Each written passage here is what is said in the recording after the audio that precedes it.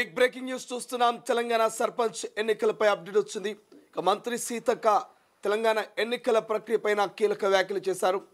So Telangana ఎన్నికల త్వరలోనే జరగబోతున్నాయి. ఇక ముఖ్యమంత్రి రేవంత్ రెడ్డి విదేశీ పర్యటన తర్వాత తెలంగాణలో ఎన్నికల ప్రక్రియ మొదలు కాబోతున్నట్టు చెప్పింది. ఈ నేపథ్యంలో ఇప్పటికే గ్రామ పంచాయతీ ఎన్నికల్లో పోటీ పడేందుకు ఆశాభావులు అన్ని రకాలుగా సర్వం సిద్ధమవుతున్నారు. ఒకసారి ఇదే అంశం మీద మా ప్రతినిధి విజయ్తో మాట్లాడదాం, మరింత సమాచారం తెలుసుకునేటువంటి ప్రయత్నం చేద్దాం. ఇప్పటికే గ్రామ పంచాయతీ ఎన్నికల పదవి కాలం, సర్పంచ్ల పదవి కాలం ముగిసి దాదాపు ఏడాది పూర్తయిపోయింది. ఈ నేపథ్యంలో ఇక ఎన్నికలపై గ్రామ పంచాయతీలో ఉన్నటువంటి నాయకులంతా ఫోకస్ పెట్టారు. సో మంత్రి సీతక్క అప్డేట్తో చాలామంది ఆశావాళ్ళు ఉత్సాహంగా ఎన్నికల్లో పోటీ చేసి సిద్ధమవుతున్నట్టు తెలుస్తోంది. విజయ్ అన్నాడు. విజయ్, మీ దగ్గర ఉన్నటువంటి అప్డేట్ ఏంటి?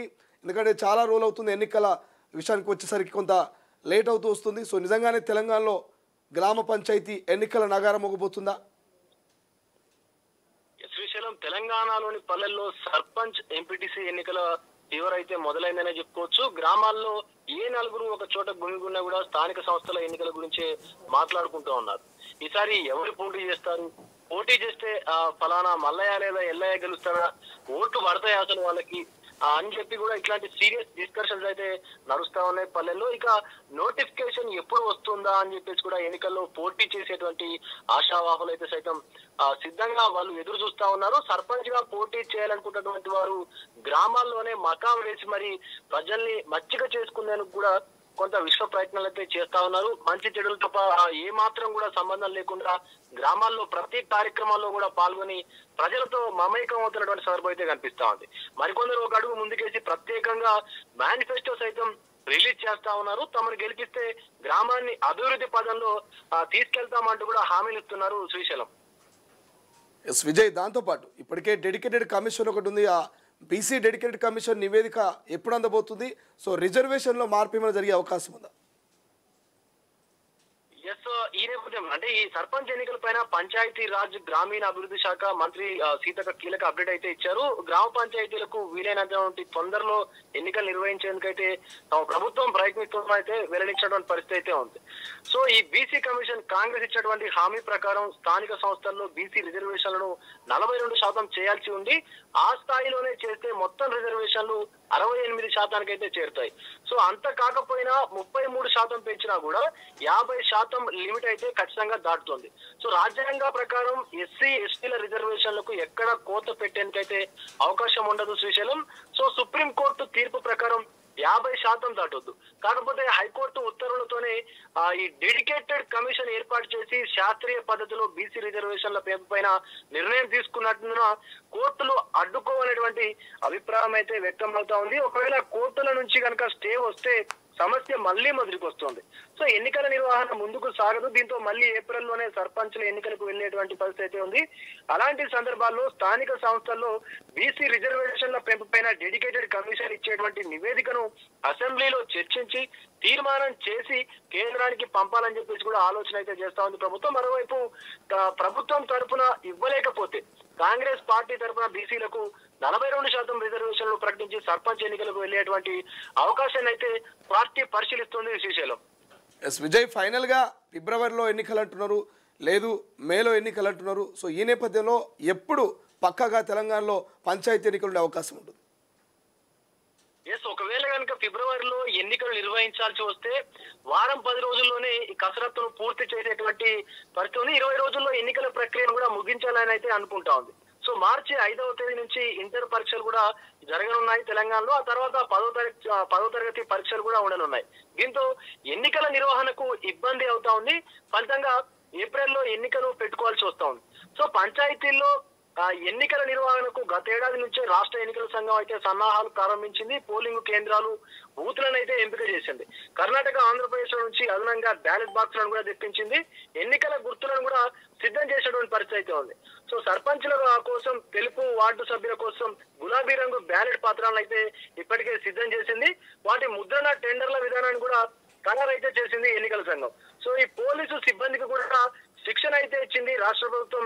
రిజర్వేషన్లను ఖరారు చేశాక తక్షణమే ఈ ఎన్నికలను అయితే నిర్వహించేటువంటి పరిస్థితి అయితే ఉంది.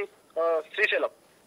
Thank you Vijay, thank you for update. ఇది ఓవరాల్గా తెలంగాణ వ్యాప్తంగా పంచాయతీ ఎన్నికల కోసం చాలా వరకు చాలామంది ఆశావాహులు హీగర్లీ వెయిట్ చేస్తున్నారు. ఒక్కసారి పంచాయతీ ఎన్నికలకు సంబంధించి మనం చిన్న ఎక్స్ప్లెయిన్ చేసుకునేటువంటి ప్రయత్నం చేద్దాం. ఎందుకంటే ఆల్మోస్ట్ 1 ఇయర్ దాటిపోయింది. సో ఏడాదిన్నర అవుతా ఉంది పంచాయతీకి సంబంధించి సర్పంచ్ల పదవీకాలం ముగిసి. సో సర్పంచ్ల పదవీకాలం ముగిసి ఏడాది అయిపోయినటువంటి నేపథ్యంలో సో ఎన్నికలకు ఇప్పుడు ప్రధానంగా మనం ఒక 2 కారణాలు చెప్పుకోవచ్చు. ఒకటి బీసీ డెడికేటెడ్ కమిషన్, ఒకటి ఇప్పటికే మనకు కమిషన్ అన్ని రకాలుగా డెడికేటెడ్ కమిషన్ అన్ని రకాలుగా సర్వే చేస్తూ ఉంది కాబట్టి సో కులగణన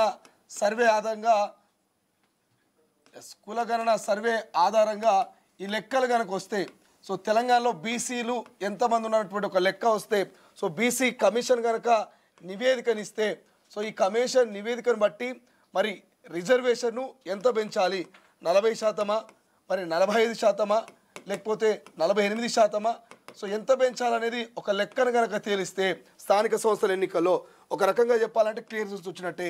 ఇక మరొక అంశం ఏంటి, ఇప్పటికే కాంగ్రెస్ ప్రభుత్వం అటు రేవంత్ సర్కార్ ఇప్పటికే అన్ని రకాలుగా ఎన్నికల కమిషన్ కూడా ఈసీ కూడా సర్వం సిద్ధమైపోయింది. ఓవైపు బ్యాలెట్ పేపర్లు కావచ్చు, బ్యాలెట్ పేపర్ల నిర్వహణ కావచ్చు, అదేవిధంగా ఆశావాహులకు సంబంధించి గుర్తుల కేటాయింపు కావచ్చు. సో ఇట్లా గుర్తుల కేటాయింపు కావచ్చు, ఒకరికి జగ్గు, ఒకరికి మగ్గు, ఇంకొకరికి విజిల్, ఇంకొకరికి కుండ, ఇట్లా రకరకాల గుర్తుల్ని కేటాయించేందుకు ఓవైపేమో సర్పంచ్ అభ్యర్థి, సో ఇంకోవైపేమో వార్డు సభ్యులు, ఎవరైతే వార్డుకు సంబంధించినటువంటి వార్డు మెంబర్లు ఉంటారో సో వార్డు మెంబర్లకు సంబంధించినటువంటి గుర్తులు. సో ఇద్దరికి సంబంధించి గ్రామంలో సర్పంచ్కి సంబంధించిన గుర్తులు, వార్డు మెంబర్కి సంబంధించిన గుర్తులు, బ్యాలెట్ బాక్సులు, ఇట్లా అన్ని రకాలుగా ఏర్పాట్లు అయిపోయినాయి. కేవలం ఒక షెడ్యూల్ని విడుదల చేస్తే సరిపోదు. జస్ట్ తెలంగాణలో పలానా టైంలో ఎన్నికలు ఉండబోతున్నాయంటే ఒక షెడ్యూల్ను రిలీజ్ చేస్తే సో ఆల్మోస్ట్ ఎన్నికలు అయిపోయినట్టు. ఎందుకంటే ఇప్పటికే జనవరి ఎండింగ్కి వచ్చినాం మనం. సో జనవరి ఎండింగ్కి వచ్చినాం కాబట్టి సో మనం మిగిలినటువంటి సమయం ఏముంది, జనవరి ఎండింగ్కి వచ్చినాం కాబట్టి మనకు ఒకవేళ సర్పంచ్ ఎన్నికలు ఉంటే 1 ఫిబ్రవరిలో ఉండాలి. లేదంటే మార్చిలో కష్టమే. మార్చిలో ఎందుకంటే ఓవైపు 10th మీ అందరికీ తెలుసు, ఇంకోవైపు ఇంటర్, సో ఇట్లా వరుసగా ఎగ్జామ్స్ ఉంటాయి కాబట్టి సో 10th ఇంటర్ వీళ్ళందరికీ ఎగ్జామ్స్ ఉన్నప్పుడు మనకు ఎన్నికల నిర్వహణ అనేది కష్టమవుతుంది. ఎన్నికలు నిర్వహించాలంటే అధికారులు కావాలి, ప్రభుత్వ కార్యాలయాలు కొంత స్కూల్స్ని ఉపయోగించుకుంటారు కాబట్టి సో ఎగ్జామ్స్ టైంలో చాలా ఇబ్బంది ఉంటుంది. కాబట్టి మార్చిలో పంచాయతీ ఎన్నికలు పెట్టేందుకు ఛాన్స్ లేదు. పెడితే ఫిబ్రవరిలో పెట్టాలి, లేదా ఇక జనవరి, ఫిబ్రవరి, మార్చి మనకు మిగిలింది ఏంది, ఏప్రిల్ మాత్రమే సమయం ఉన్నది. సో పెడితే మాత్రం ఏప్రిల్లో పెట్టాలి. అట్లా మనకు కేవలం 2 నెలలు మాత్రమే పనికొచ్చే అవకాశం ఉంది. ఒకటి జనవరి, ఇంకోటి ఏప్రిల్. అది జనవరి అయిపోయింది ఆల్మోస్ట్ కాబట్టి జనవరిలో ఎన్నికలు ఇక మనకు సర్పంచ్ ఎన్నికలు లేనట్టే. ఒకటి అయితే ఫిబ్రవరి, సో మార్చిలో కూడా కావు, మార్చిలో ఎగ్జామ్స్ ఉంటాయి పిల్లలకి ఇవంతా కాబట్టి ఇంకోటి అయితే ఏప్రిల్లో కావాలి. సో ఫిబ్రవరి, ఏప్రిల్ ఈ 2 ఆప్షన్స్ మాత్రమే సర్పంచ్ ఎన్నికలకు అవకాశం ఉన్నది. మరి ఫిబ్రవరిలో కావాలి, పాసిబుల్ కావాలంటే ఈ జనవరి, సో ఈ నెల 31 వరకు 31 వరకు కనుక బీసీ కమిషన్ కనుక నివేదిక ఇస్తే సో ఎంత శాతం బీసీలు తెలంగాణలో ఉన్నట్టు ఒక నివేదికను కనుక ఇస్తే ఫిబ్రవరిలో ఎన్నికలు ఏర్పడే అవకాశం ఉంటుంది. ఒకవేళ బీసీ డెడికేట్ కమిషన్ కనుక నివేదికను ఇవ్వకపోతే మనకు ఆల్టర్నేట్గా ఇంకెప్పుడే అంటే ఏప్రిల్లోనే ఎన్నికలు జరగాల్సినటువంటి అవకాశం ఉంటుంది. సో ఆల్మోస్ట్ ఫిబ్రవరి అని అంటున్నారు, బట్ ఇప్పటికే ఎన్నికలకు సంబంధించి అన్ని రకాల సామాగ్రిని, సిబ్బందిని సిద్ధం చేసి పెట్టినామంటారు. కాబట్టి సో నిజంగా బీసీ డెడికేటెడ్ కమిషన్ కనుక రిపోర్ట్ ఇస్తే ఫిబ్రవరిలో వెళ్ళిపోవడానికి అవకాశం ఉంటుంది.